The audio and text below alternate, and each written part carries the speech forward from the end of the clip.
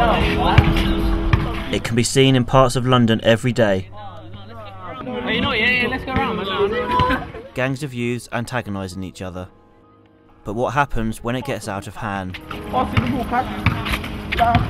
3 teenagers approach another, but one of them is about to go too far.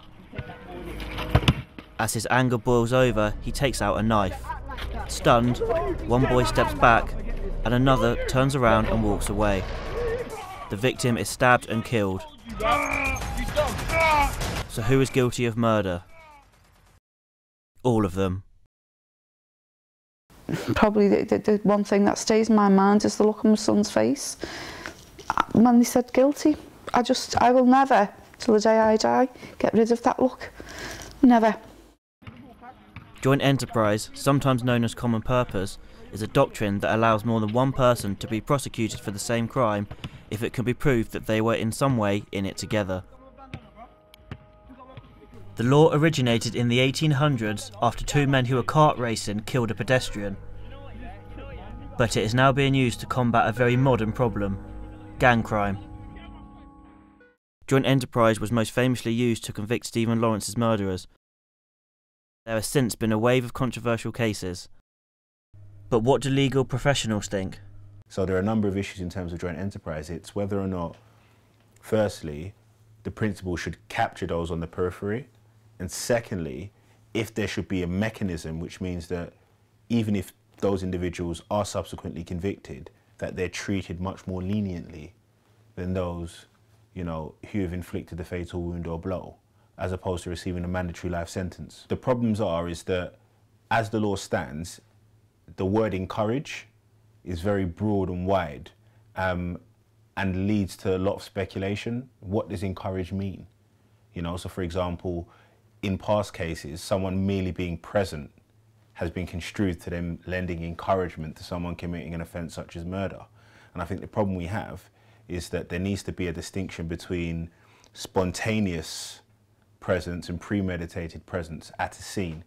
How difficult is it as a barrister defending someone when there's a joint enterprise case against them? One of the hardest things is explaining the concept of joint enterprise to the person you're defending, as well as the family, who don't necessarily understand why their child, loved one, or person they know is in court when they're not the main person. That's the hardest part of the job, explaining and getting the person to understand that, because you have to work as a team ultimately in the end.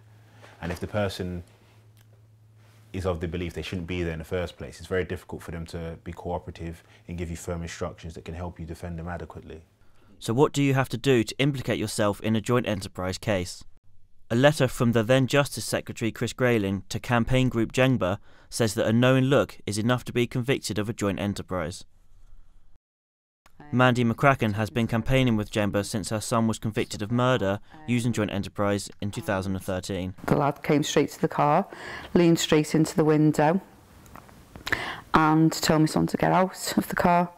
My son refused, and he said, if you don't get out, I'm going to stab you anyway, I'm going to slit your throat. At one point you see my son trying to shake his hand, and he was saying, you know, can we just leave it at that, or, you know, whatever. The man moved his shoulder, my son thought, as if to punch him. So my son threw a punch, and that was the first punch. He's never denied that, never denied it. He threw the first punch, but he says it didn't land. He said it skimmed, he said it didn't touch, and he was just able to get away, which he did, and then you see Jared stood away. The victim went to kick Stephen, went to kick his friend. Stephen punched him. And within a second, the man went down. He was poleaxe. He went straight down. And Stephen thought he was going to get back up again and punched him again. And that was the 2 punches, but the man was unconscious. He went down. There was no way that he was a murderer.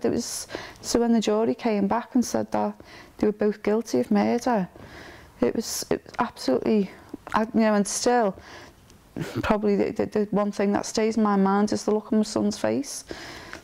When they said guilty, I will never, till the day I die, get rid of that look. Never.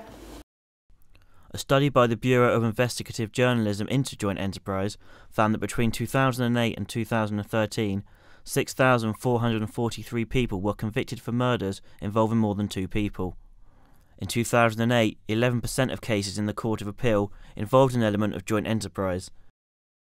5 years later, that has increased to almost a quarter.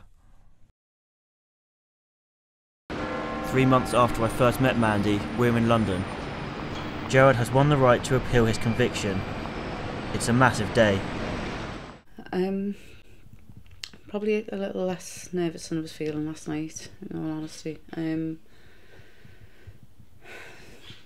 Nervous, I am nervous, but I feel positive. But I think that's probably because Gerard sounded positive and strong, so that made me feel a little bit better, to be honest. How is he doing?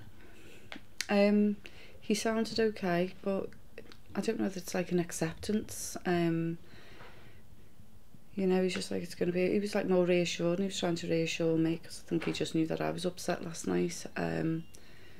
But he's doing okay. He's doing all right. I think, as his mum, you know, I just wanted to be with him last night. And that part of it takes over a little bit, being his mum. And I just think I just want to be with him. I'd rather be there with him than here, come to see what happens. Just hope for the best outcome today. And, you know, also not forgetting that, you know, a lot of families were affected, not you know, a young man died. Gerard doesn't forget that. And he doesn't gloat or nothing like that. He's absolutely heartbroken over that.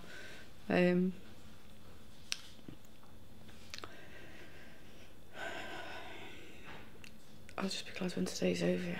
Yeah, at least, you know, we'll know one way or the other. Well, for Gerard's sake more than anything, I think, you know, he just needs to know. I just want my son home. All of Mandy's campaigning for Jengba has been leading up to this. In just a few hours, she'll know if it's been worth it.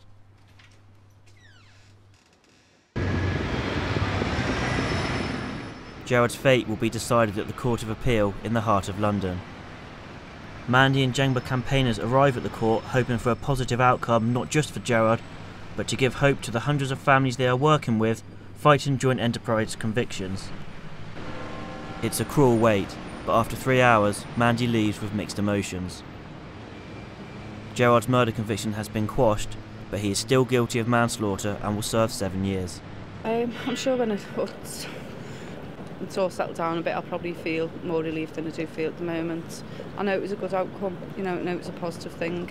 I know it was a positive thing where joint enterprise is concerned, and for that I am pleased. I just still feel as though it wasn't justice for Gerard. I know Gerard will be happy the fact that, you know, he's not going to be known as a convicted murderer.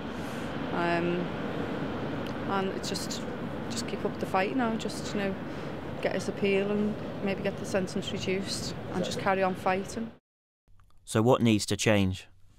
I'm of the belief that there needs to be a reform around sentencing, in particular those that are on the peripheral, where it's accepted that they're not the main person. I think the law needs to take into consideration their culpability, and they need to be sentenced proportionately. I think the main grievance that a lot of people have isn't the fact that their loved ones or the person they know has gone to prison. It's the fact that the duration of time that they've gone to prison, they don't believe is fair because it doesn't reflect what their involvement was. And I'm certainly passionate about looking at that and seeing how the law can, you know, modify its approach in terms of sentencing.